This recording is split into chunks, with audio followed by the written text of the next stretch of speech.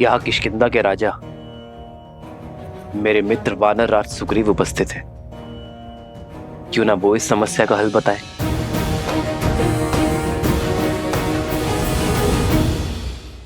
वही सत्य, इन ब्राह्मणों का कोई दोष नहीं। ना आप असत्य कह रहे हैं, ना आपने कोई अपराध किया है, ना हमारे वैद्यराज का कहना गलत है। प्रभु, अगर कोई गलत नहीं है तो ये कलेश क्यों? इसका समाधान क्या है प्रभु? शास्त्रों के अनुसार यज्ञ में स्वयं गिरी लकड़ियों का ही उपयोग करने का निर्देश है, इसलिए ब्राह्मण निर्दोष है। किंतु ब्राह्मणों के लिए न्याय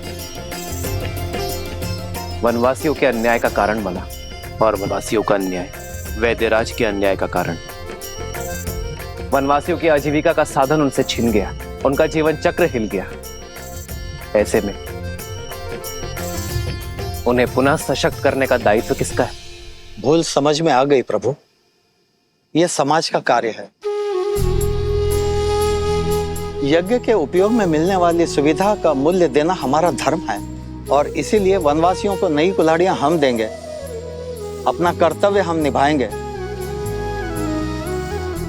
प्रभु, हमारे न्याय का आधार धर्म हो चला था, इसीलिए हम भटक गए थे, जबकि हमारे धर्म का आधार न्याय होना चाहिए। मित्र, आज ये घटना आपके समक्ष हुई, इसीलिए ये न्याय हुआ, परंतु तुम्हारी अनुपस्थिति में ये हुआ तो क्या करोगे? जिन्हें आवश्यकता है पहले उनकी सहायता करेंगे मित्र। आप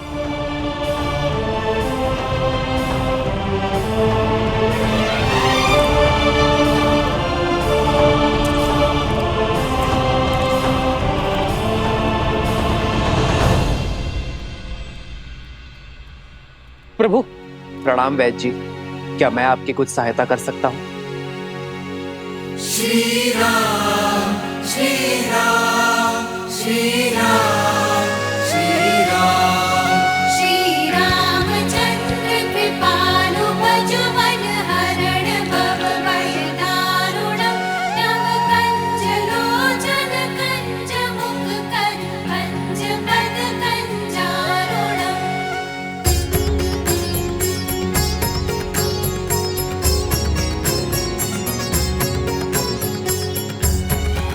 मृत्यु अवश्य ही परमात्मा के हाथ में है, किंतु जब किसी की मृत्यु को अंतिम क्षण तक टालने के लिए पूरा परिवार अपितु पूरा समाज जुट जाए, तब बनता है सच्चा और आदर्श राज्य। जब किसी के दुख के क्षण में ना कोई ऊंच नीच, ना कोई जात पात का विचार आए, वो कहलाता है स्वराज्य। जब राजा अपनी प्रजा के लिए उससे अधिक कर जाए, जिसमें वो सक्षम है, तब बनता है स्वराज्य।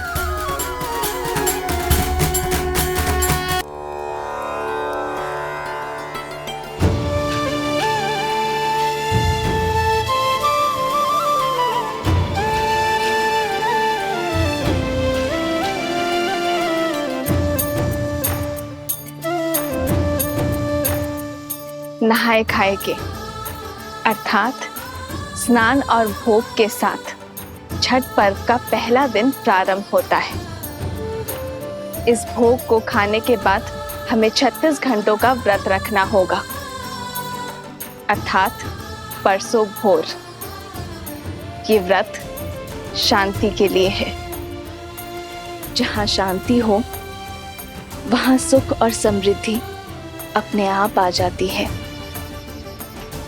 ये राज्य मेरा परिवार है और इसकी शांति की कामना करती हूँ मैं छठी माँ।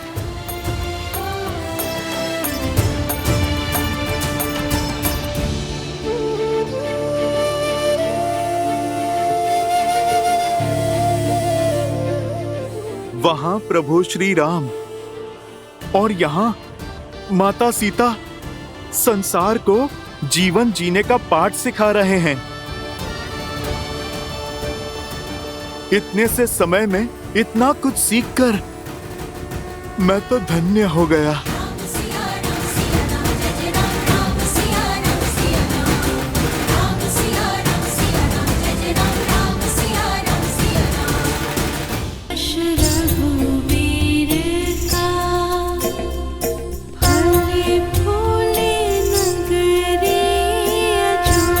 मेरे श्री राम सदा सदा के लिए अयोध्या के होने जा रहे हैं।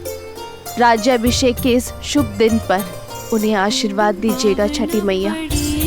पीर का पावना पड़े पीर का सुत हो रघुवंश के खेवैया तेजस्वी सूर्य सा तेजस्वी सूर्य सा करना दया इतनी मैया यश बढ़े रघुवीर का यश बढ़े रघुवीर का।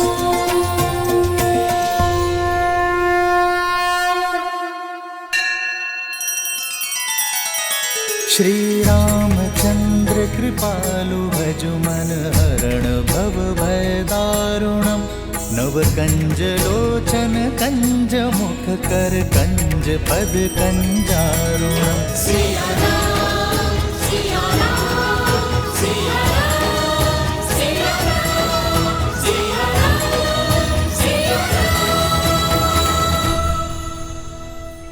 आओ राम, तुम्हारे लिए कलेवा परोस दिया है, तुम्हारा प्रिय दही भात और राजभोग सब है, ग्रहण करो।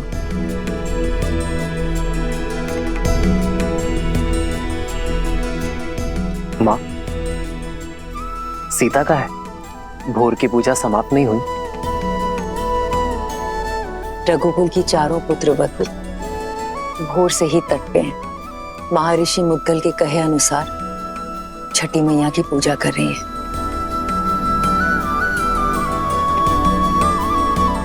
कल तुम्हारा राज्याभिषेक है राम। कल के पश्चात बहुत से कर्तव्य, बहुत से दायित्व निभाने हैं तुम्हें। ऐसे में तुम्हारी अर्धांगिनी, तुम्हारी सीता, तुम्हारी शक्ति में भक्ति का बल डालने का प्रयास कर रही है। तुम्हारी लंबी आयु और अयोध्या के सम्मान के लिए प्रार्थना कर रही है। रघुकुल के दीप की सुरक्षा की प्रार्थना कर रही है। तब तो समय लगेगा माँ। कुछ खाया उन चारों ने? कहाँ? 12 प्रहर का उपवास है उनका, जो तुम्हारे राज्याभिषेक से पहले ही समाप्त होगा। परिवार में पुरुष चाहे सफलता के जिस भी शिखर पर पहुंच जाए, उसका आधार, उसकी धरा एक स्त्री ही होती है। और मां, घर की उन्नति में पति पत्नी दोनों ही भागी होते हैं ना, तो व्रत केवल स्त्री ही क्यों रखे? मैं भी सीता के लिए व्रत रखूंगा। राम सिया राम सिया राम सिया राम राम सिया राम सिया राम। और मेरा ये व्रत सीता के प्रति मेरे प्रेम और सम्मान का प्रतीक होगा। हाँ, मेरा राम जितना प्यारा पुत्र है, उतना ही उत्तरदायी पति भी है।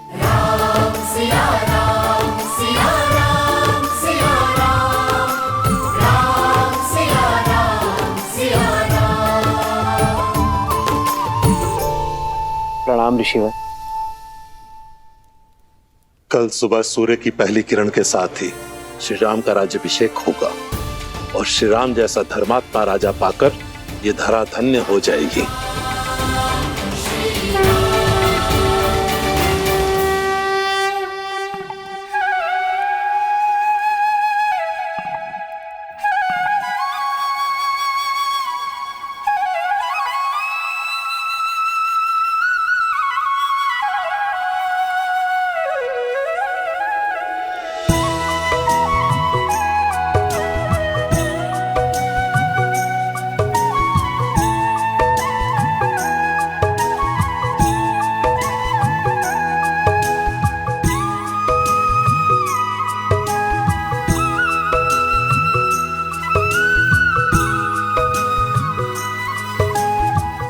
हमारे कारण इन्हें भी प्रातः उठकर आना पड़ा।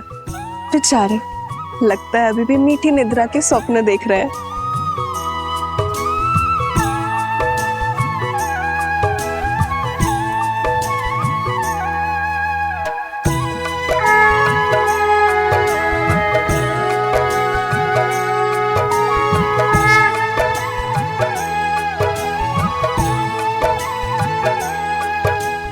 तो छठी माँ की पूजा हम अपने बच्चों के लिए रखते हैं ताकि उनका जीवन सरल हो और कोई परेशानी ना हो।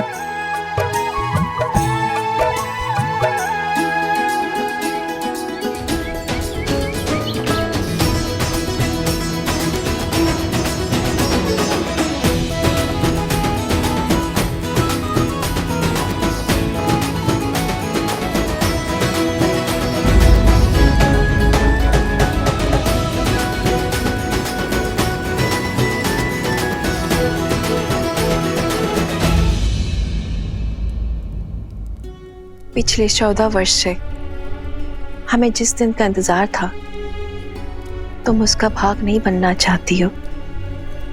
हमारा राम राजा बनने वाला है। चलो कैकेयी, ये समय बीती बातों का शोक मनाने का नहीं, आने वाली घड़ी के सुख में रंगने का है। आपको मुझ पर क्रोध नहीं आता? इस समय भी आप मुझे अपना दोषी नहीं मानती? कैकेयी दीदी, वनवास में जाने से पूर्व स्वयं राम ने तुम्हें क्षमा कर दिया था और हमने भी आपको क्षमा कर दिया था।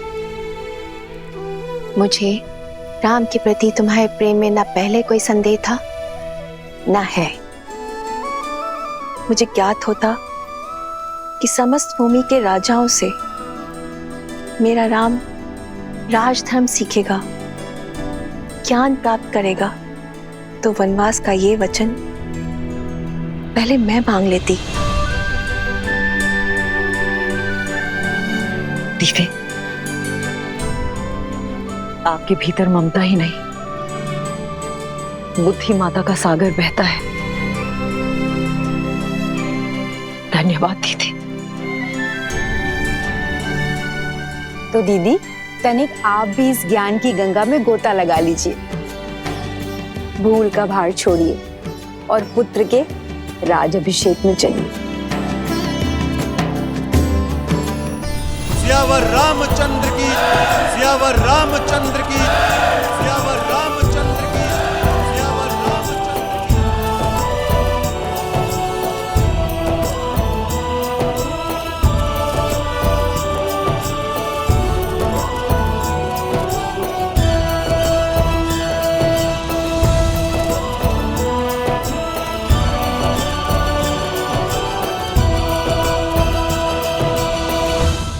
सियावर रामचंद्र की, सियावर रामचंद्र की, सियावर रामचंद्र की, सियावर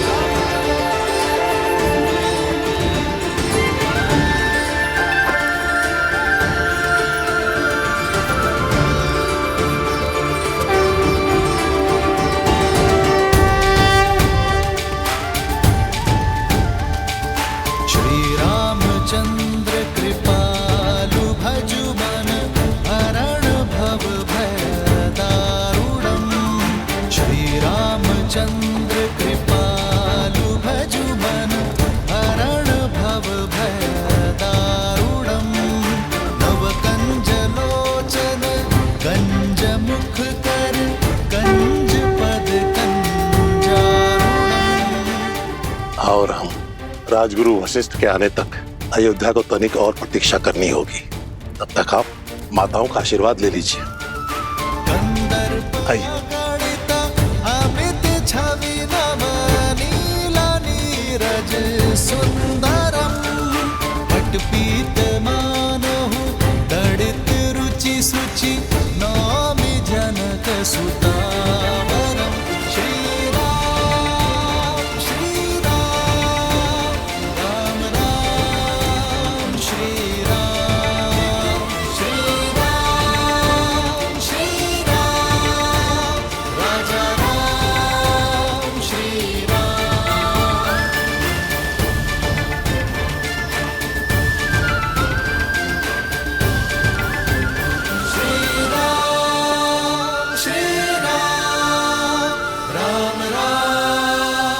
श्री राम।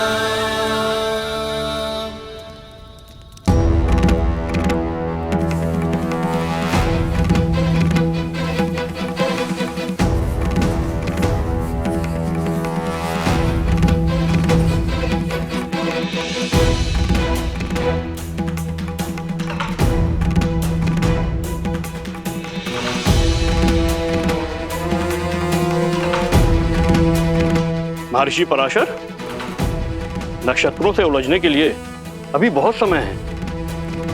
राज्याभिषेक में आपकी प्रतीक्षा हो रही है ऋषिवर।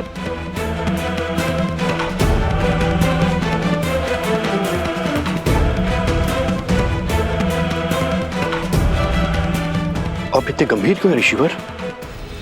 क्योंकि ग्रहों के संकेत ठीक नहीं है।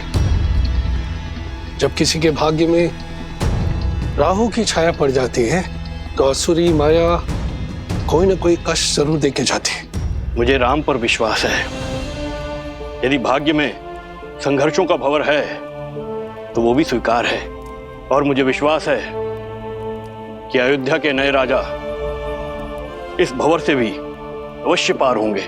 एक राजा के जीवन का संघर्ष उसकी संपूर्ण प्रजा को भोगना पड़ता है।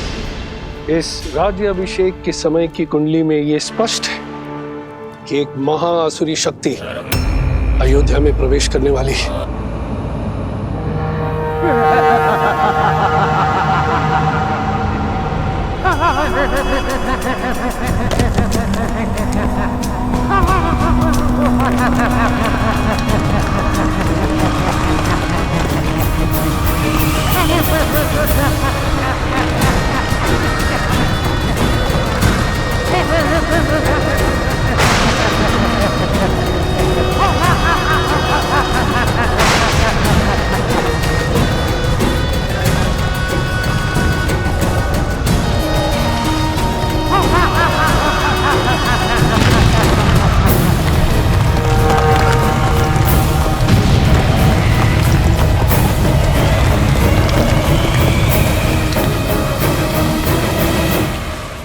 देवता सदा अयोध्या के आगे ढाल बनकर खड़े होते आए हैं ऋषिवर। यदि कोई आसुरी शक्ति राम राज्य में प्रवेश करने की चेष्टा भी करेगी तो उसका सामना धर्म की शक्ति से होगा। आप आइए और राम को आशीर्वाद दीजिए। शुभ घड़ी में कुछ ही समय शेष है। आशा करता हूं कि इस बार भी आपके विश्वास की जय हो।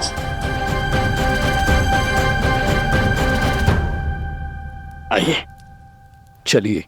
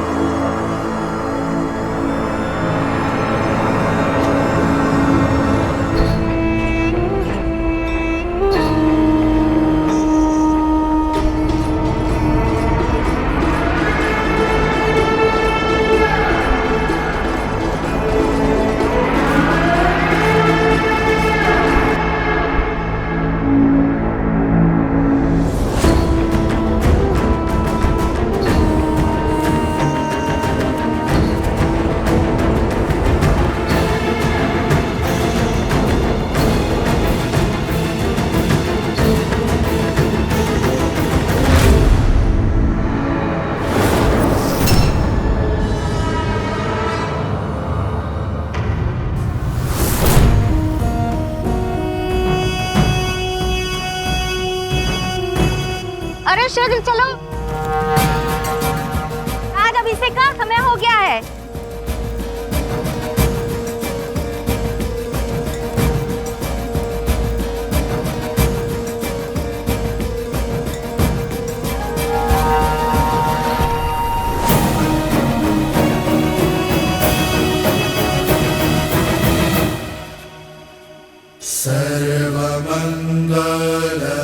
सर्वमंगलमांगल्ये शिवे सर्वार्थसाधिके शरण्ये त्र्यंबके गौरी नारायणी नमोस्तुते। माता, जीवन के पग पग पर आपने महादेव का साथ दिया है। आशीर्वाद दे कि वैसे ही मैं भी सदा अपने श्री राम का साथ दे सकूं। सुख दुख की हर घड़ी में मैं राजा राम की पत्नी के रूप में सभी दायित्व निभा सकूं।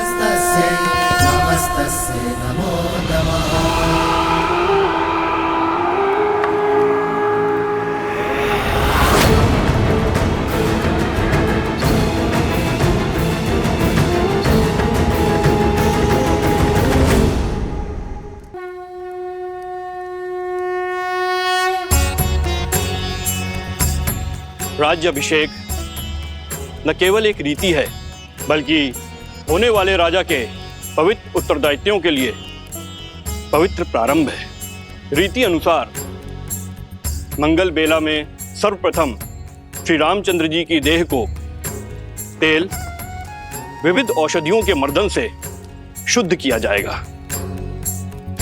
पृथ्वी, जल, अग्नि, वायु, इन 4 तत्वों के साथ आकाश तत्व के जुड़ने से इस तन का निर्माण होता है और इसमें सबसे अधिक रोग उत्पन्न होते हैं वायु तत्व के कारण।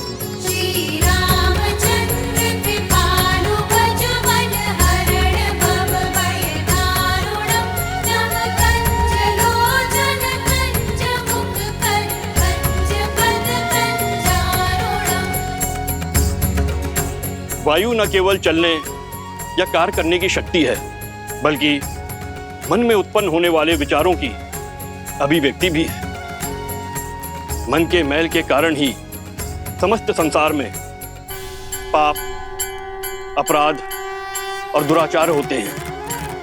अतः मंत्रों से मन को बांधकर एवं तेल के मर्दन से वायु तत्व को शांत किया जाता है। पश्चात यह मन स्वच्छ हो जाता है और जिस राजा का मन स्वच्छ हो वह धैर्य और सहनशीलता का पर्याय होता है।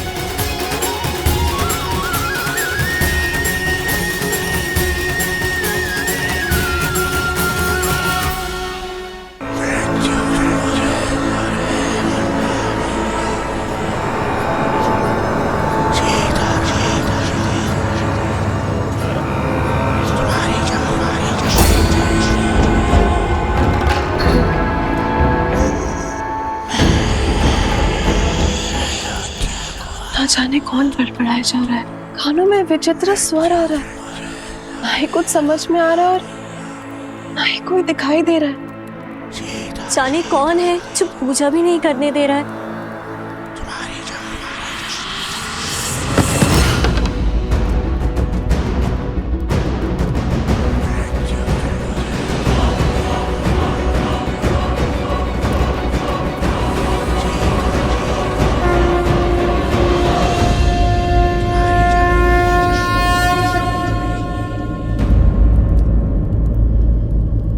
क्या हुआ उर्मिला, इतनी विचलित क्यों हो तुम? दीदी, आपको ये ध्वनि नहीं सुनाई दे रही?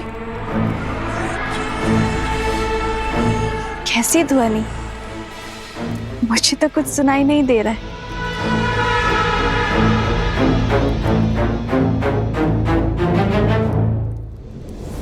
क्या ऐसे मेरी शक्ति, मेरी उपस्थिति का आभास तक नहीं है? क्या कोई हो सकता है इस संसार में जो सहस्त्रमुख रावण की शक्तियों से प्रभावित ही न हो?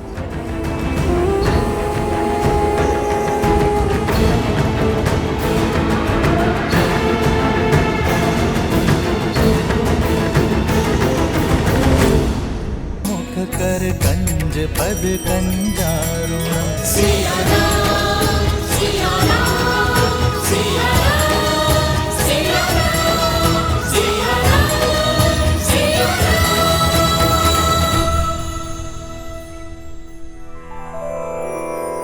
श्री गुरु चरण सरोज रज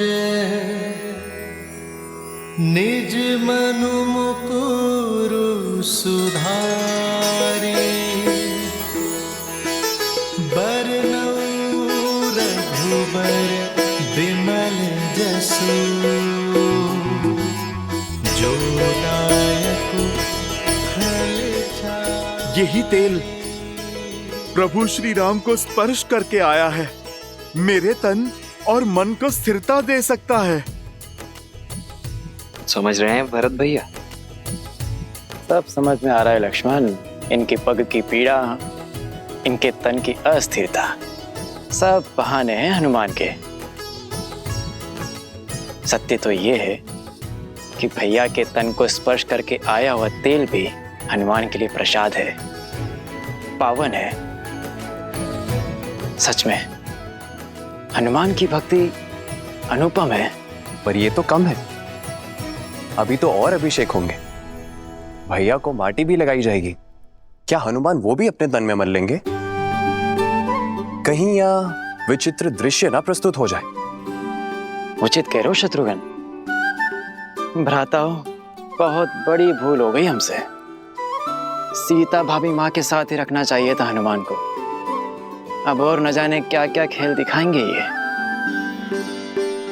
भरत भैया, जो पहले ना हो सका वो अब भी तो हो सकता है। अर्थात? हनुमान जी, एक कार्य तो शेष रह गया। हमें शीघ्र भाभी माँ को यहाँ बुलवाना होगा। वो क्या है कि भैया के शीश पर जब अयोध्या का राजमुकुट सजेगा तो उन पर प्रथम पुष्प वृष्टि करने का अधिकार तो भाभी माँ को ही है ना। तो समस्या क्या है लक्ष्मण भैया?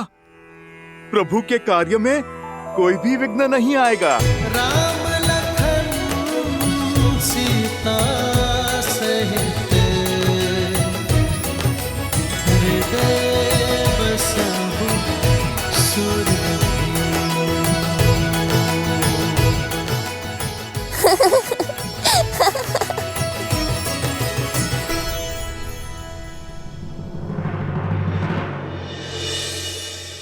क्या हुआ देवी? इस शुभ अवसर पर महर्षि पराशर के गंभीर मुखमुद्रा का कारण सोच रही हूँ। कदाचित उन्होंने नक्षत्रों और नियति की चाल को पढ़ लिया है। स्त्री के सम्मान का प्रश्न है महादेव।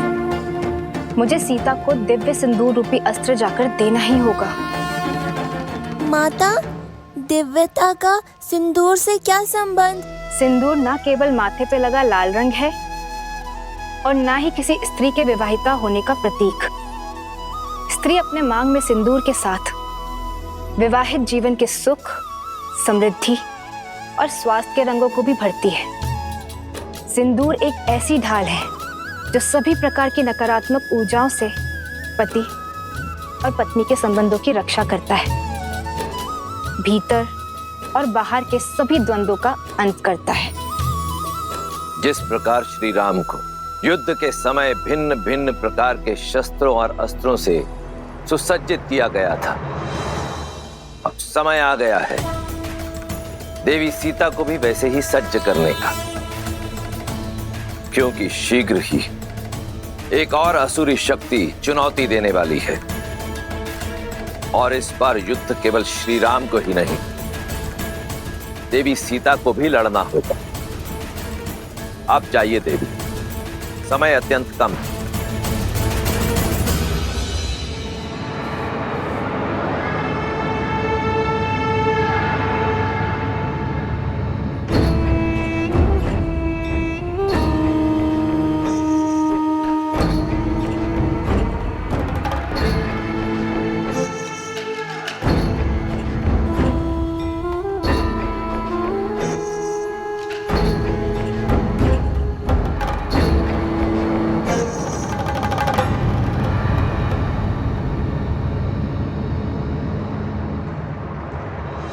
अद्भुत, अप्रतिम है ये सुंदरी।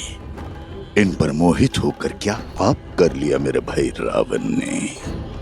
प्रणाम ऋषिवर। सुखी रहो।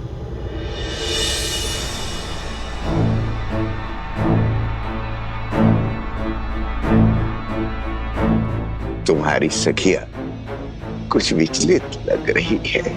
हाँ ऋषिवर, इन्हें कुछ विचित्र स्वर सुनाई दे रहा है, किंतु मुझे कोई अनुभव नहीं हो रहा। अद्भुत। ब्रह्मांड में निरंतर अनेक ध्वनियां गूंजती रहती हैं। शब्दों और विचारों की तरंगे उठती रहती है।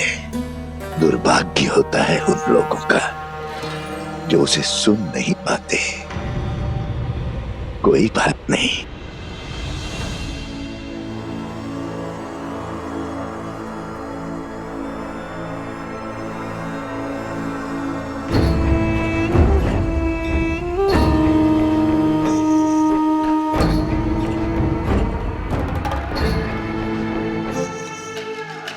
मेरे हाथों से प्रसाद खा लो, सब सुनाई देगा।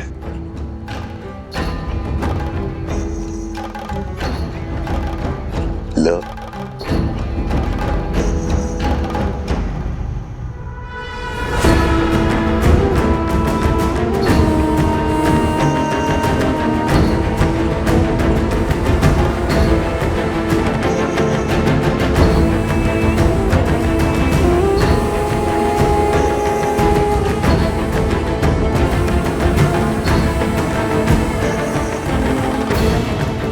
प्रसाद लेकर उसे ग्रहण न करना उसका अपमान होता है देवी। ग्रहण करो।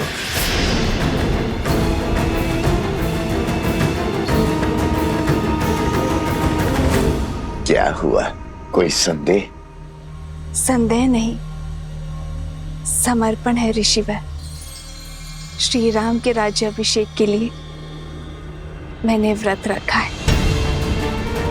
आज राज्याभिषेक के बाद ही मैं छठी पूजन का व्रत खोलूंगी।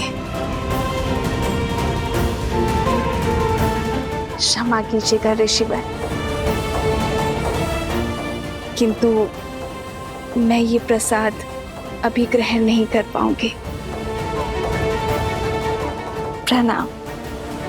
कल्याण हो।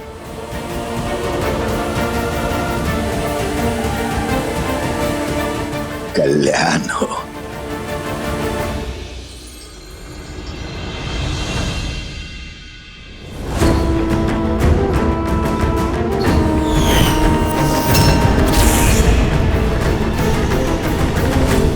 तेल अभिषेक संपन्न हुआ, अब मृदाभिषेक आरंभ हो।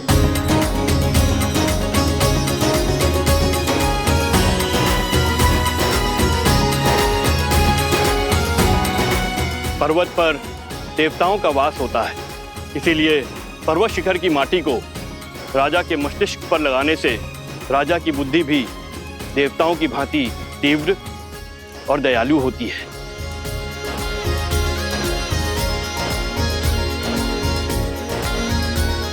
राजमहल के आंगन की माटी में शौर्य की गाथाएं, वीरों का रक्त घुला होता है और इस माटी को हृदय से लगाने से भावी राजा का मन दृढ़ होता है।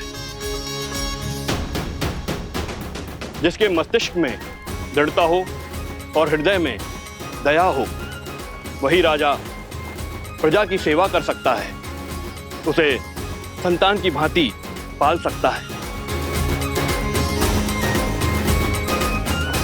जय श्री राम, जय श्री राम, जय श्री राम, जय। अच्छा हुआ लक्ष्मण, हनुमान को सीता भाभी माँ को लेने भेज दिया, अन्यथा हनुमान तो यहाँ माटी स्नान कर रहे होते अभी।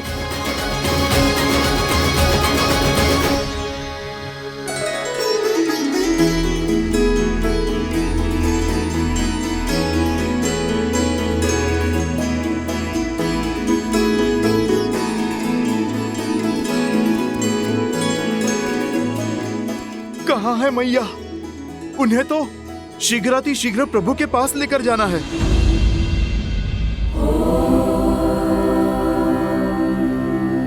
जगत पूजे जगत वंदे सर्वशक्ति स्वरूपिणी पार्वती देवे नमः।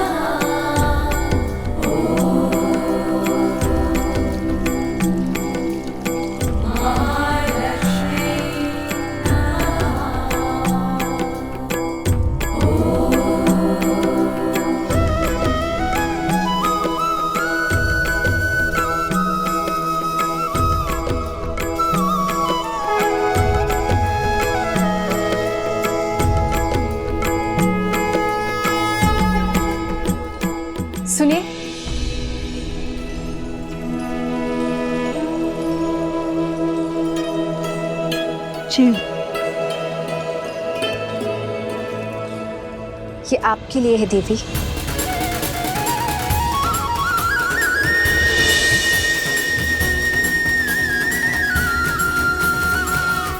आप मुझे जानती हैं? जिन देवी सीता ने स्त्री की पवित्रता और साहस को नई परिभाषा दी है, उन देवी सीता को कौन नहीं जानेगा। ये पवित्र सिंदूर है।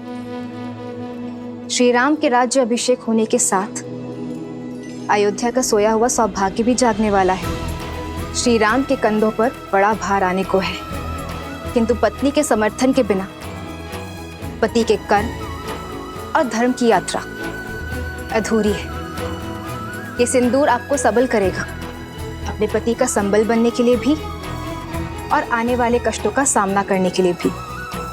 धन्यवाद।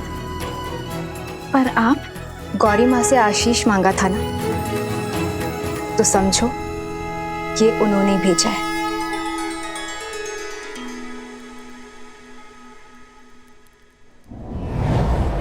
सर्वमंगल मांगल्ये शिवे सर्वार्थ साधिके शरण्ये त्र्यंबके गौरी नारायणी नमोस्तुते नारायणी नमोस्तुते।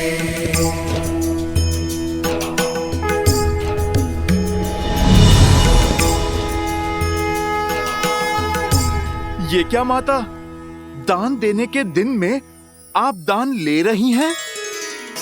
ये दान नहीं, प्रसाद है हनुमान।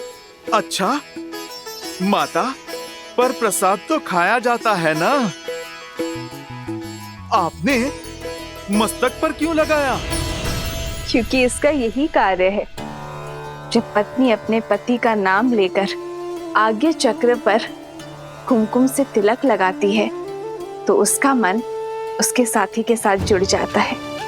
वैसे ही जब मांग में पूरी आस्था और विश्वास के साथ ये सिंदूर लगाया जाता है, तो एक स्त्री का जीवन उसके पति के साथ बन जाता है। माता, ये तो बड़ा कठिन विवरण है। समझो, इसे अपने मस्तक पर धारण करने से श्री राम की आयु बढ़ती है, मन में उनके लिए प्रेम बढ़ता है और समाज में उनकी प्रतिष्ठा। क्योंकि मेरे मन में केवल श्री राम है।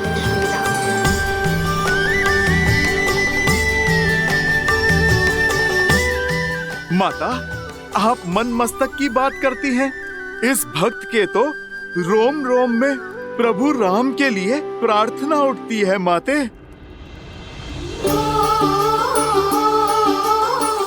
किंतु यदि मैंने अपने पूरे शरीर पर ये सिंदूर का लेप लगाया, तो ये समाज मेरे पति का उपहास उड़ाएगा, मेरे प्रेम पर हंसेगा।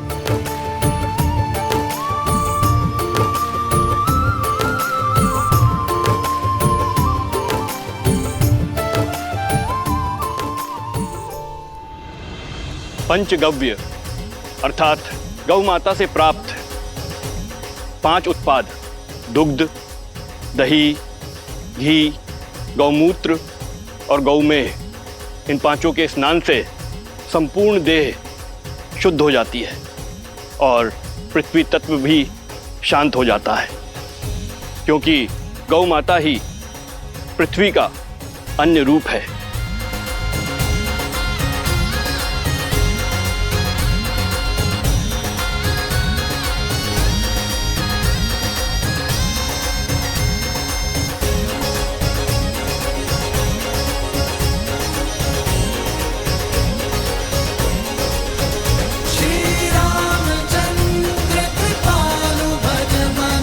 हरण भव भय दारुणं नव कंजरो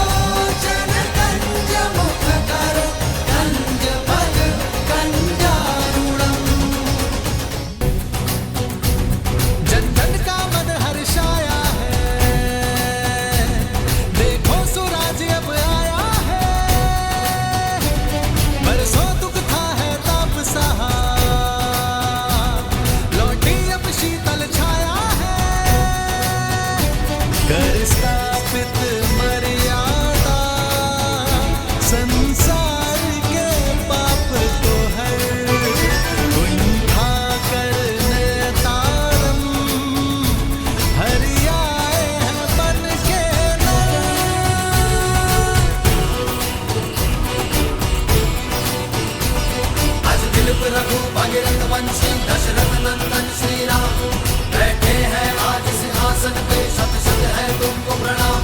जन जन गाए ये मंत्र, स्वास्थ्य के शुभ दिन आए हैं। संग सिया लखन और बजरंगी, शत्रुघ्न भरत बन के बंदी, प्रजा गुरुजन बात का मान बढ़ा, अब अवध के इंद्र विराजे हैं।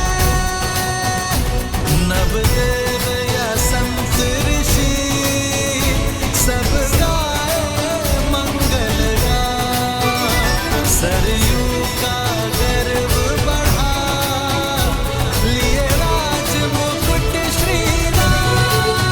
सियावर रामचंद्र की, सियावर रामचंद्र की, सियावर रामचंद्र की, सियावर रामचंद्र की।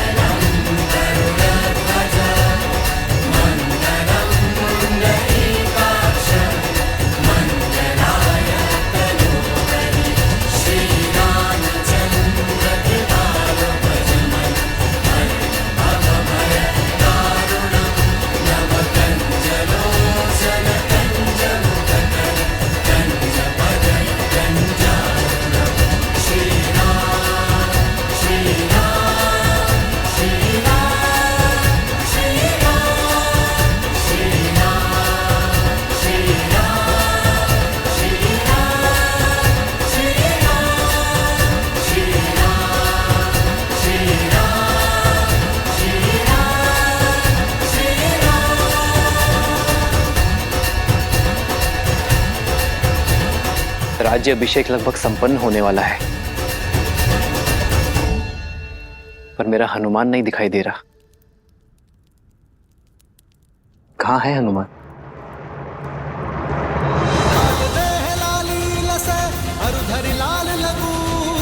वज्र देह दानव तलन, जय जय जय कपीसुर हनुमान।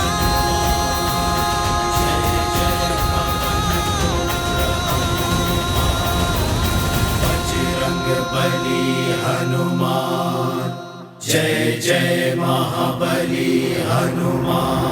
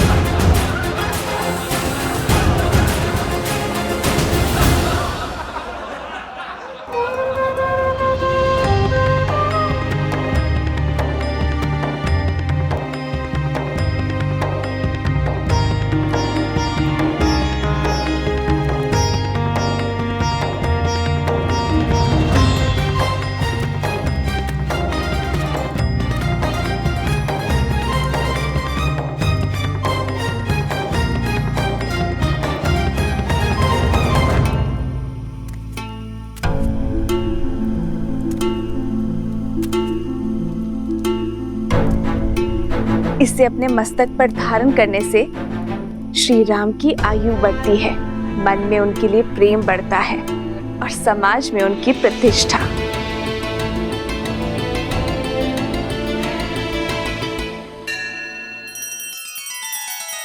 श्री रामचंद्र कृपालु भजु मन हरण भव भय दारुणम, नव कंज लोचन कंज मुख कर कंज पद कंजारुणम। सिया राम, सिया राम, सिया राम, सिया राम, सिया राम, सिया राम। माता, आप चिंता ना कीजिए। ना मुझे किसी के ठाठ से अंतर पड़ता है और ना ही उपहास से। मेरे लिए मेरे प्रभु का जीवन, उनका सम्मान, उनका मुझसे प्रेम महत्व रखता है। माता, आपने तो मुझे अनोखा मार्ग दिखा दिया। आपके मस्तक पे एक चुटकी सिंदूर लगाने से मेरे प्रभु का सम्मान इतना बढ़ गया। तो माता, आप सोचिए, मेरे प्रभु का सम्मान और प्रभु का मुझसे प्रेम अब कितना बढ़ेगा। क्योंकि माता, मैंने तो अपने रोम रोम को सिंदूर के रंग से रंग लिया है।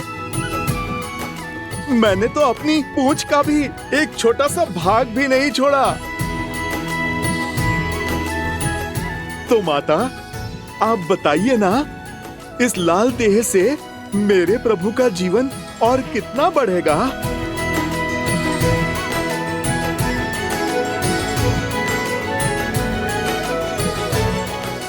तुम्हारा प्रेम, तुम्हारी श्रद्धा, समर्पण अनंत है, अमर है हनुमान। तुम चिरंजीवी रहोगे, और जब तक तुम रहोगे, तुम्हारे हृदय में श्री राम का प्रेम सदा के लिए धड़कता रहेगा।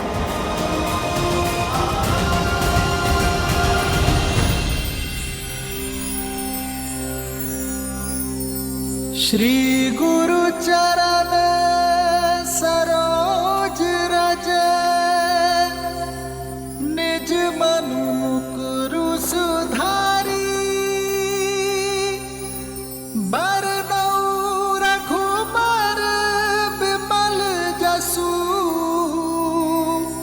जो दायकु फल चारी।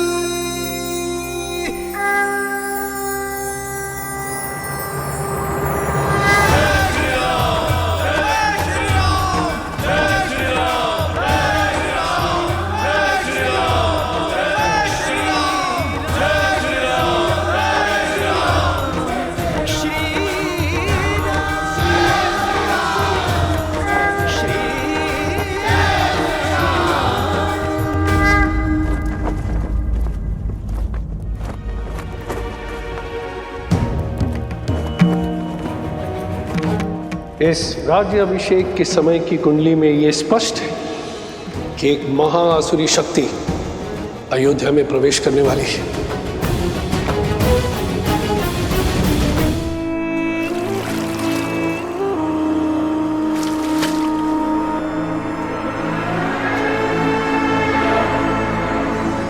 राम, न तुम जीते हो और ना ही ये युद्ध समाप्त हुआ है।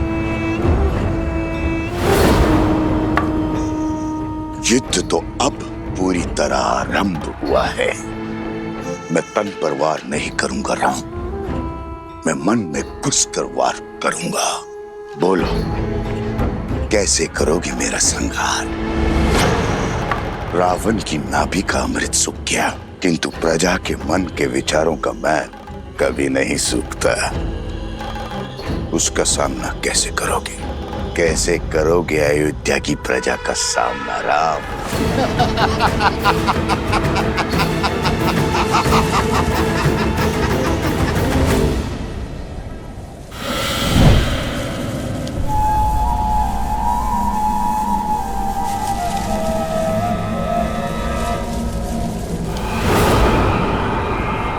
भूल हो गई मुझसे, जो आपसे सहायता की आस कर बैठी मैं, आपके द्वार पर प्रतिशोध की भिक्षा मांग बैठी मैं।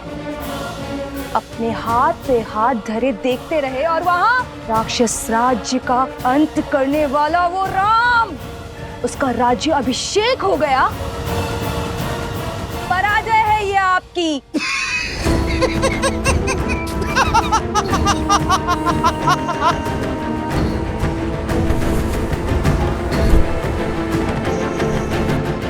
मैं जितना अधिक पराजित होता हूं, मेरा विजय पर उतना ही विश्वास दृढ़ होता जाता है। जानती हो असुर सदा पराजित क्यों होते रहते हैं? क्योंकि उन्हें अपनी शक्ति का तो बोध है, किंतु शत्रु की दुर्बलता का बोध नहीं है। राम का राज्याभिषेक उसकी दुर्बलता होगी।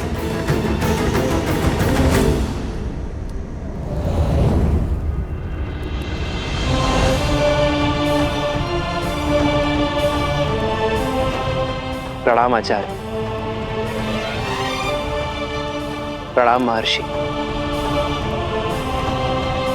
राज्य अभिषेक की कोटि कोटि बधाई हो अयोध्यापति, किंतु हर बधाई के साथ एक चुनौती जुड़ी होती। आपने पापियों का संहार तो किया, आपका नहीं। दशानन को मारा, मगर उसकी सोच को नहीं।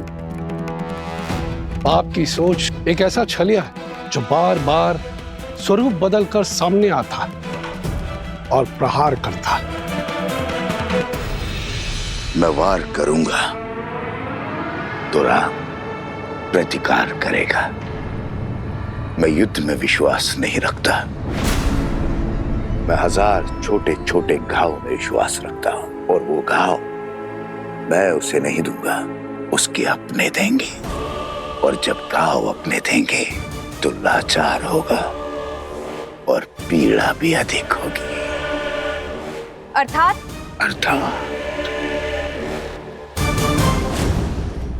जब शत्रु वार करता है तो व्यक्ति दिल मिलाकर उसका प्रतिकार करता है, किंतु जब संतान वार करती है तो व्यक्ति घुट-घुट कर मरता है। अयोध्या की प्रजा को संतान मानता है ना राम। अब यही प्रजा उस पर वार करेगी। जिसने रावण से लंका का युद्ध जीत लिया,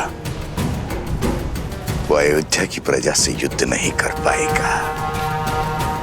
अब उस पर उसकी प्रजा से प्रहार करवाऊंगा। अयोध्या के भीतर एक युद्ध होगा जिसे अयोध्या हार जाएगी। अयोध्या की प्रजा के मन में इतना विष घोल दूंगा, इसे राम तो क्या महादेव भी नहीं काट पाएंगे।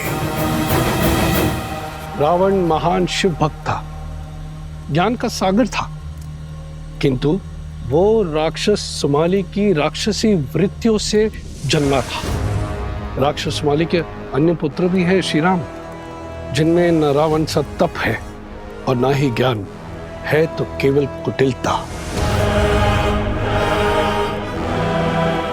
क्षमा करें महर्षि, अयोध्या के उत्तर की ओर भरत भैया है, पूर्व की ओर लक्ष्मण भैया और पश्चिम की ओर मैं, और दक्षिण की ओर हनुमान जी हैं। हम 4 बलशाली अयोध्या के द्वारपाल हैं।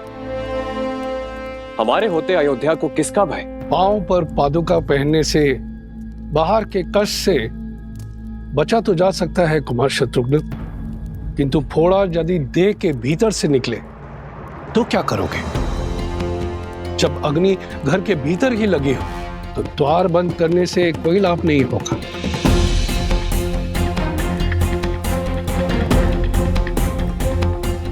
रावण के पापों का अंत तो हुआ है, लेकिन उसकी सोच का नहीं। जो विपदा आने वाली है उसके अस्त्र तलवार या भाले नहीं, असत्य, लोकवाद, झूठी निंदा, ये सब उसके अस्त्र है। शब्द उसका ब्रह्मास्त्र है। संसार का नियम है, अगर कोई भी असत्य बार बार कहा जाए, किसी की झूठी निंदा बार बार हो, तो वो सत्य लगने लगता है। और यह मनुष्य के स्वभाव की प्रवृत्ति है कि सत्य सामने होते हुए भी वो असत्य की ओर आकर्षित हो जाता है। हर मनुष्य के भीतर छिपी बैठी है असंतोष की अग्नि, इस अस्त्र को विस्फोटक बना देती। जब तक उन्हें मेरी योजना का आभास होगा, तब तक मैं उनका स्वर्ग रूपी संसार भस्म कर चुका हूंगा। मुझे आपकी रणनीति पर बिल्कुल भी विश्वास नहीं है। रावण भैया की शक्ति और साहस का 100वां अंश भी नहीं। अपने शत्रु से 2-2 हाथ करने की स्थान पर जुआरियों की भांति कुचक्र रचना से अंत नहीं होगा उस राम का। शांत प्रिय बहन, शांत। मैं जानता हूं कि तुम्हें मेरी शक्तियों पर संदेह है, इसलिए तुमने अपनी सहायता के लिए किसी और को भी बुलवाया। कौन है वो? हाँ, मैंने सहायता के लिए निस्थल के राजा भस्कर्ण और उनके पुत्र संहादमन को बुलाया है।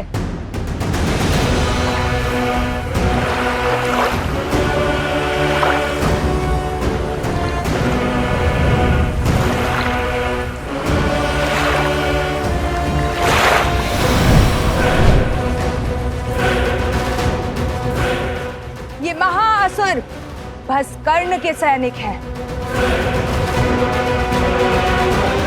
आप मेरे साथ? तुम्हारे महाराज को वरदान है कि जब तक वो जल में, वायु में या पृथ्वी पर खड़े होंगे उनका वध करना असंभव है। हाँ।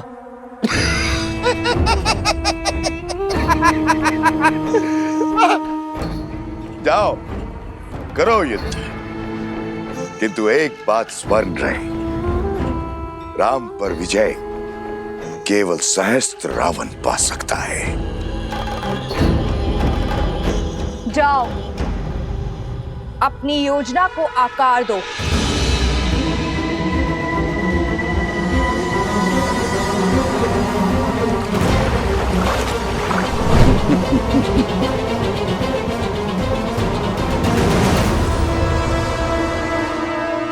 शूर्पणखा, सच है क्या और भ्रम क्या है, ये प्रश्न सदा से अमर खड़ा है। सहस्त्र मुखों की सहस्त्र बातें, इनसे भला कौन लड़ा है।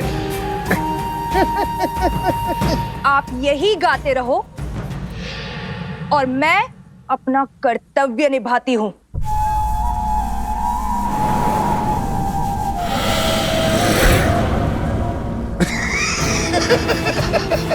राम राज्य पर अनिष्ट की छाया तक नहीं आएगी महर्षि।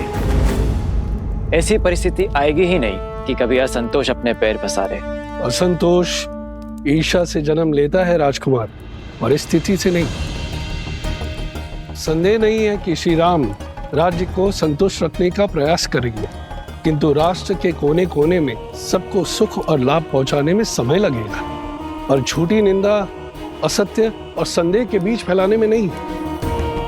संदेह मन के किसी कोने में छिपकर घास के तिनकों की भांति तनिक सी निंदा से पोषित होकर बढ़ता रहता है और हमारी अनुमति के बिना हमारी मति भ्रष्ट करता रहता है, और यही सहस्त्र रावण की शक्ति है।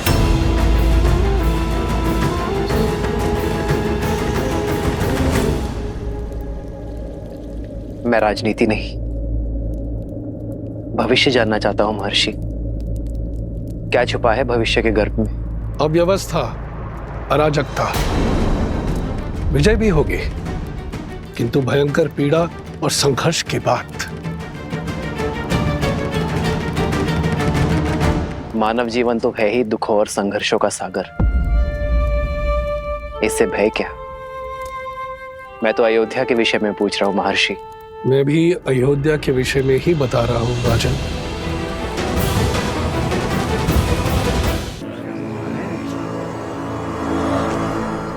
भैया सुना है श्री राम ने सागर पर सेतु बनाया था, असंभव को संभव कर दिखाया था। देवी देवताओं की विशेष कृपा है हमारे महाराज के ऊपर। सुना तो ये भी है कि रावण कोई साधारण योद्धा नहीं था। कहते हैं युद्ध बहुत ही भयावह था और बहुत दिन तक चला। जंगल में मोर नाचा, किसने देखा? न मोर न युद्ध। अच्छा, तुम कहना चाहते हो श्री राम ने रावण को नहीं मारा? न सेतु बांधा न युद्ध हुआ। नहीं नहीं भैया, मैंने ऐसा कब कहा? अरे हुआ होगा युद्ध, पर ऐसा नहीं जैसा सब बता रहे हैं।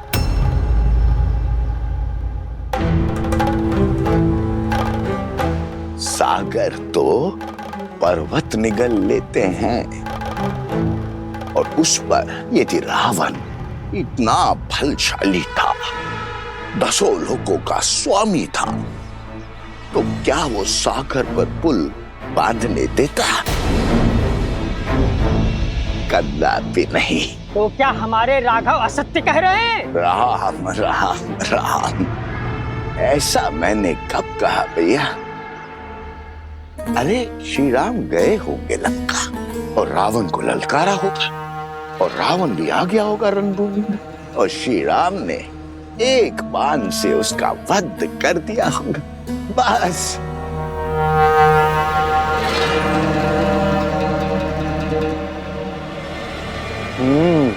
हो सकता है ये सब कथा वानरों ने बनाई हो। ऐसे ही बात का पतंगड़ बना दिया होगा। सत्य वचन भैया, सत्य वचन। ये कहानी अवश्य वानरों ने बड़ी बनाई है। श्री राम तो रघुकुल वंशज है, सोचा होगा श्री राम की यश की गंगा में हाथ धो लेते हैं।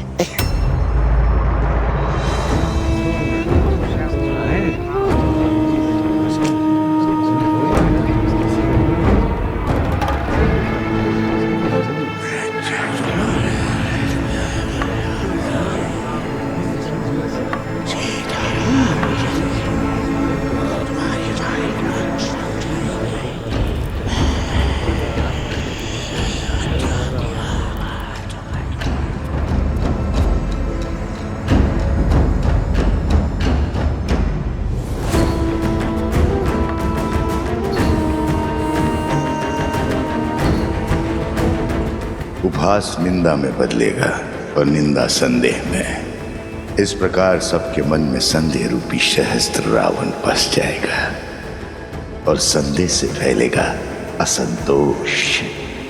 अब राम को मारने के लिए किसी शस्त्र की आवश्यकता नहीं।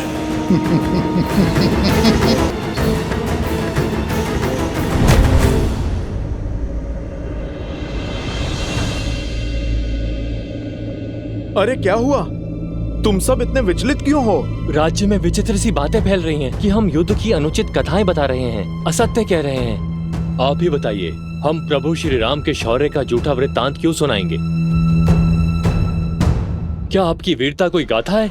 अर्थात पाप ने अपने पग पसारना आरंभ कर दिया है। कौन है जो इस असत्य का डंका बजा रहा है? मुझे उसे खोजना ही होगा।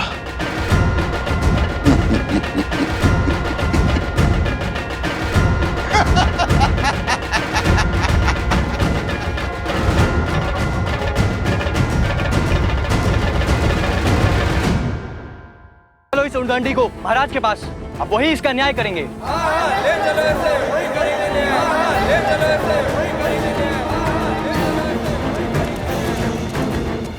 इस आसुरी शक्ति की उलझन तो प्रभु ही सुलझाएंगे। जैसी आप सबकी इच्छा। चलो दिखाएंगे श्री राम को हनुमान का सत्य और इस बेचारे को भी। अरे ये कहां चला गया? प्राण किसे प्रिय नहीं है, जरूर वो दुखियारा भाग गया होगा। पर हनुमान को नहीं जाने देंगे।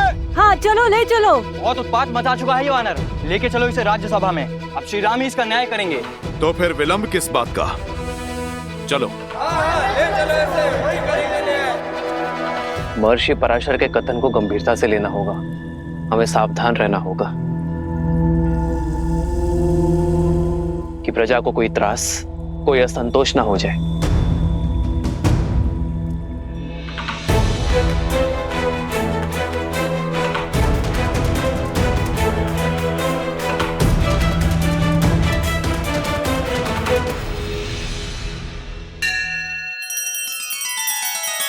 श्री रामचंद्र कृपालु भजु मन हरण भव भय दारुणम। नव कंज लोचन कंज मुख कर कंज पद कंजारुणम।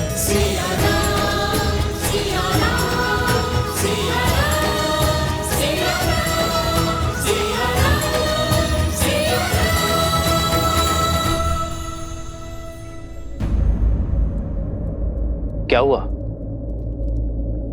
हनुमान को पकड़कर क्यों लाया गया है? प्रभु, इस वानर ने हम सभी को भयभीत कर रखा है। यही नहीं, इसके दूसरे साथी रावण से आपके युद्ध की असत्य कथाएं बता रहे हैं। असंभव। वानर भैया के विषय में ऐसा कुछ भी असत्य कह नहीं सकते। क्षमा चाहता हूं राजकुमार, लेकिन बड़े कुटिल हैं ये वानर और दुष्ट भी। आज इस हनुमान ने उस वृद्ध व्यक्ति के प्राण लेने का प्रयास किया। न्याय कीजिए श्री राम।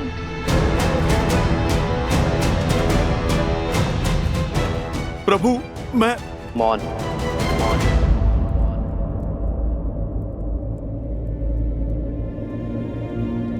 ये राम अपनी प्रजा को कभी निराश नहीं करेगा, किंतु हनुमान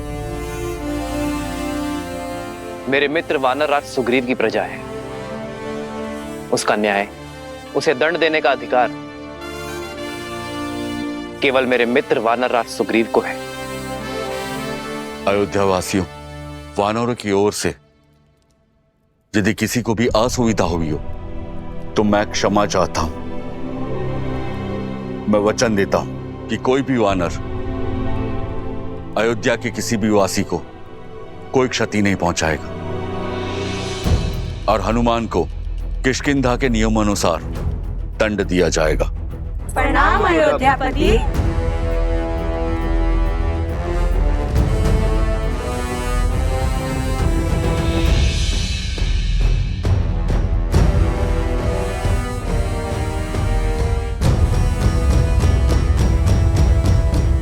हनुमान, कौन था वो राक्षस?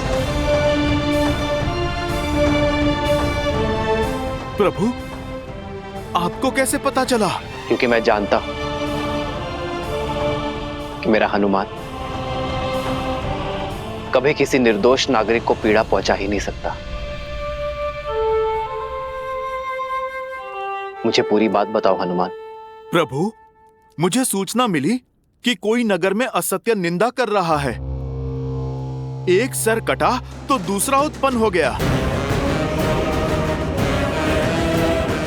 अवश्य ही कोई आसुरी शक्ति है वो।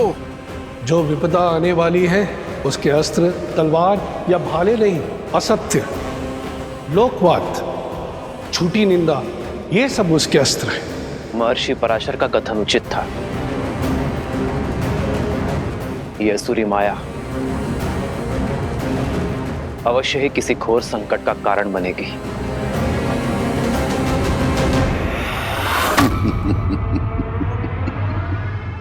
युद्ध तो अब आरंभ हुआ है राम भक्त हनुमान।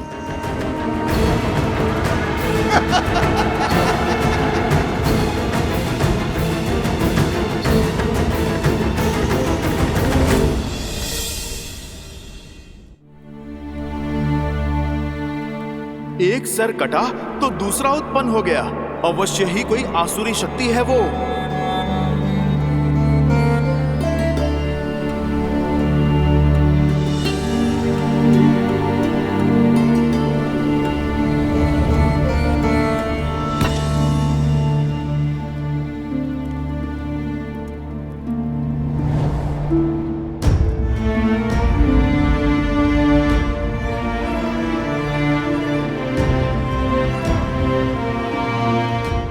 सब ठीक है ना आर्य? हर सुख दुख साथ निभाने का निर्णय लिया है ना हमने? चिंता नहीं चिंतन है सीते। राज्य अभिषेक की सौगात के साथ राज्य का दायित्व जो मिला,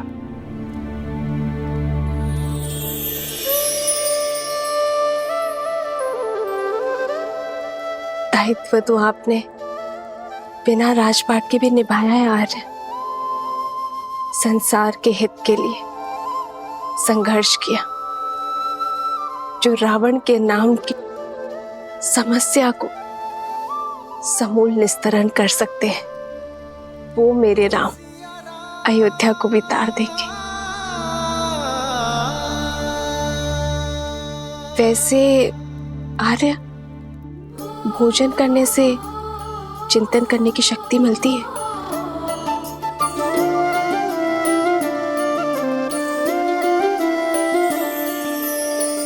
जन्म जन्म का है ये संगम, राम रतन सीता वैभव धन।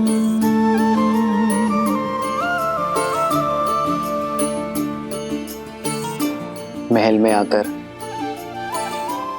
वन को तो नहीं भूली ना?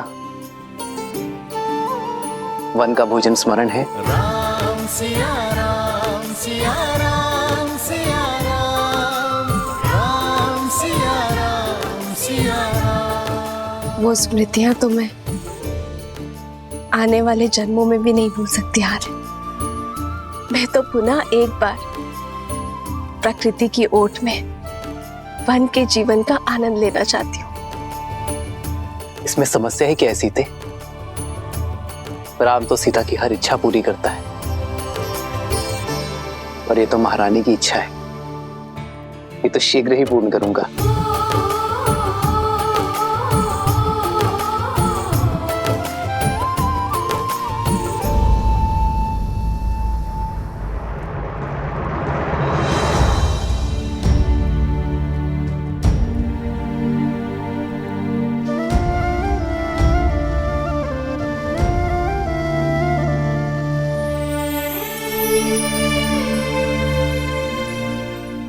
सीते,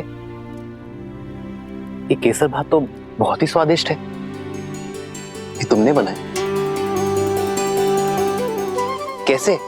भात भिगोया, थोड़ा कोमल हुआ, फिर दूध में उसे धीमे आंच में पकाया। फिर जैसे ही थोड़ा पका तो उसमें गुड़, केसर और थोड़ी सुगंध डाली, और फिर उसमें शुद्ध घी मिलाकर उसे धीमे आंच में। ये धैर्य ही तो इस स्वाद का रहस्य है सीते। यदि शीघ्रता में पकाती तो ये भात कच्चा रह जाता, ना सुगंध आती ना स्वाद। जीवन भी यही है सीते, चाहे संबंध हो या समस्या।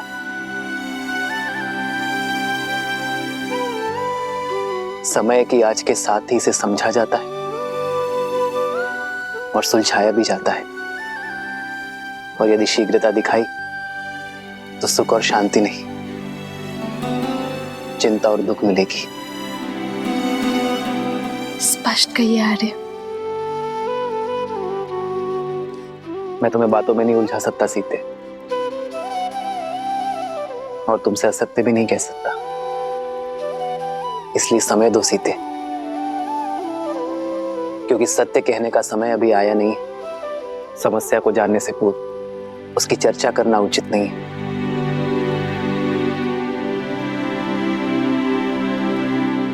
तो फिर मैं आपसे वो प्रश्न पूछती हूँ जिसका उत्तर देने में आपको सरलता हो। तो बताइए, महाभोज में हनुमान और वानर सेना के लिए क्या भोजन बनाऊं जिससे वो संतुष्ट हो? ये तो पहले से भी कठिन प्रश्न है सीते। इस प्रश्न का उत्तर ना नर दे सकते हैं ना नारायण, और चिंतन भी समय के साथ इसे सुलझा नहीं सकता।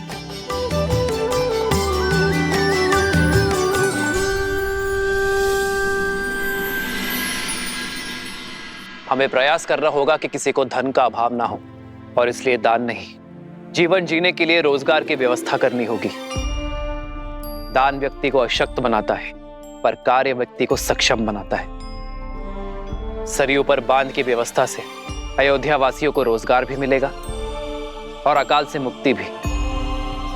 प्रजा और राज्य दोनों सुजलाम सुफलाम होंगे।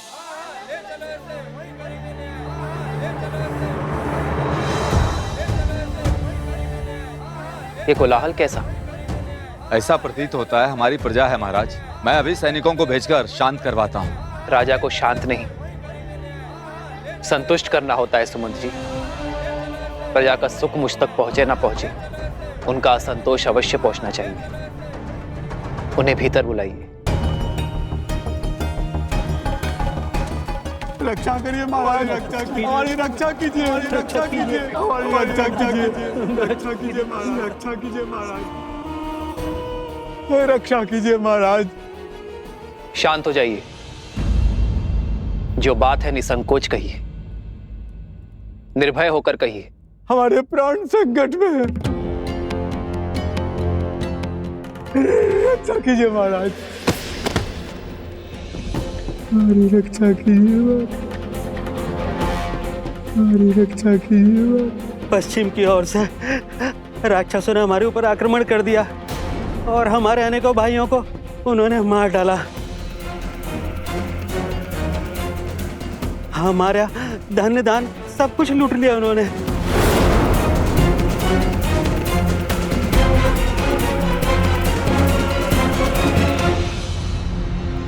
उठिए।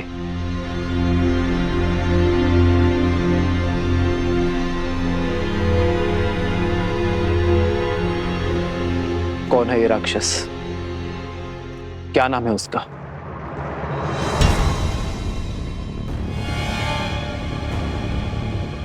आप मौन क्यों हैं? भैया के प्रश्न का उत्तर दीजिए। उस दुष्ट राक्षस का नाम तो नहीं पता राजकुमार। मैं जानती हूँ उसका नाम।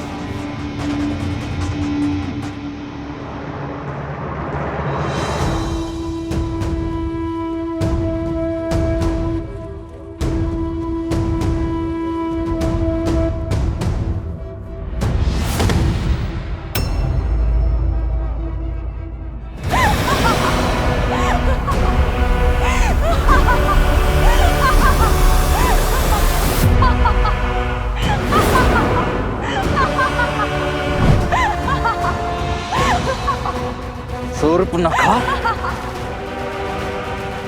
रुक जाओ लक्ष्मण। मेरे मामा भस्कर्ण ने बचाया है ये हाहाकार तुम्हारे राज्य में राम। वो भास्कर्ण जो संपूर्ण राक्षस कुल का प्रतिशोध लेंगे, हमारे खोए हुए मान सम्मान को लौटाएंगे। है बल तो आओ और लड़ो उनसे, बचा लो अपनी इस अयोध्या को।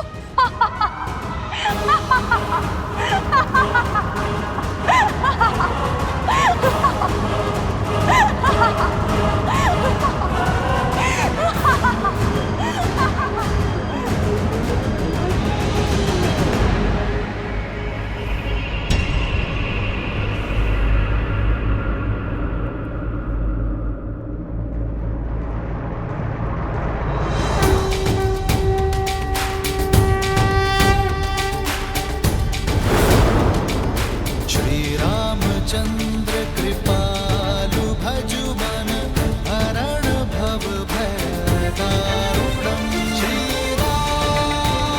श्री राम राम श्री राम। अधिक प्रसन्न मत हो तुम। भूल गए कैसे एक ही बाण से तुम्हारे प्राण संकट में ला दिए थे मेरे भाई ने? भूल गए मेरे भाई अहिरावण ने तुम दोनों भाइयों को कैसे बंदी बनाया था पाताल में? भूल तो तुम गई हो शूर्पणखा। कैसे एक ही प्रहार से अपने कान और नाक दोनों खो बैठी थी तुम। अभी स्मरण करता हूं। नहीं लक्ष्मण, अधर्म चाहे जितनी शक्ति बटोर ले, वो धर्म की धरा पर पग नहीं रख सकता। ये शूर्पणखा नहीं, केवल उसकी माया है जिसका लक्ष्य है भय फैलाना। शूर्पणखा केवल संदेश देने आई है। उसे अपना कर्म करने दो, धर्म निभाने दो। अधिक समय शेष नहीं है तुम्हारे पास राम। जो करना है कर लो। हर क्षण के साथ तुम्हारी इस प्रजा को हम राक्षस बना देंगे।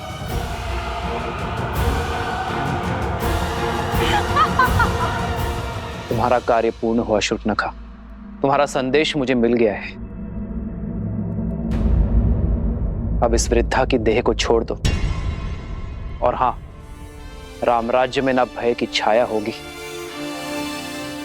और ना ही अवगुणों की माया। जाकर कह देना भास्कर्ण से, मैं स्वयं अपनी सेना लेकर आऊंगा और यदि उसके छल में बल है तो वो मेरे निर्दोष अयोध्या वासियों को और हानि नहीं पहुंचाएगा।